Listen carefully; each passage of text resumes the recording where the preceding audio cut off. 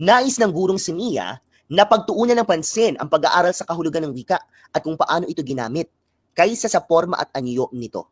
Anong larangan ng linguistika ang tinutukoy nito? Again, nais ng gurong si Mia, no? Si Mia as a teacher, no, bigyan niya ng pansin or attention ang kahulugan, ang meaning daw ng wika at paano ito ginamit kaysa sa forma at anyo nito.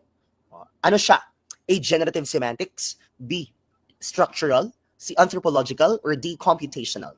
The correct answer is generative semantics. Instead of forma at anyo nito, pag forma at anyo, yun yung generative grammar. Okay? So, pag structural naman, pag-aaral sa nakatuon sa pagsusuri ng distribusyon ng mga ponema at motpema sa isang salita or pangungusap. Kapag anthropological naman, pag-aaral sa anyo or form na anyo at function, anyo at gamit. Pag computational naman, gumagamit ng computer science at artificial intelligence sa pag-aaral kung paano nakabuo ng wika ang tao. No? Kaya AI, computational, mathematical, yan pa rin yung ginagamit nila.